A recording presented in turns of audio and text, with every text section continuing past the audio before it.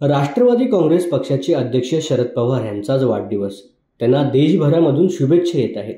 पण दिल्लीच्या दौऱ्यावरती असलेले अजित पवार यांनी देखील त्यांची घरी जाऊन भेट घेतली आणि त्यांना शुभेच्छा दिल्या. यावेळेला त्यांच्यासोबत छगन भुजबळ, सुनील तटकरे, प्रफुल्ल पटेल, पत्नी सुनेत्रा पवार, मुलगा पार्थ पवार यांच्यासह अनेक नेते उपस्थित होते. अजितदादा यांच्या स्वागतासाठी सुप्रिया सुळे उपस्थित असल्याचं पाहायला मिळालं. सुप्रिया सुळे यांनी सर्व नेत्यांचं स्वागत केलं. सर्वांनी शरद पवार यांना शुभेच्छा दिल्या. शरद पवार आणि अजित पवार यांच्यामध्ये साधारण अर्धा तास चर्चा झाल्याचं देखील पाहायला मिळालं. या भेटीनंतर शरद पवार आणि अजित पवार यांच्यामधील राजकीय भूमिकेमध्ये काही बदल होणार का, याकडेच आता सर्वांचं लक्ष लागून राहिलंय.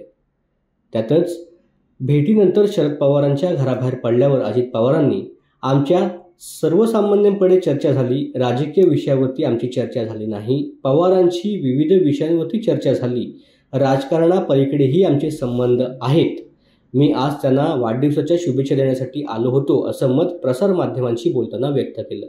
आजचा दिवस साहेबांचा वाढदिवस आहे. 12 डिसेंबरला सगळेजण साहेबांना भेटत असतात, साहेबांचं दर्शन घेत असतात, शुभेच्छा देत असतात. त्या हेतूने आम्ही सगळे अरे साहब का जो है आज बर्थडे है, इसलिए साहब को जो है हम लोगों ने जो है शुभकामनाएं दी.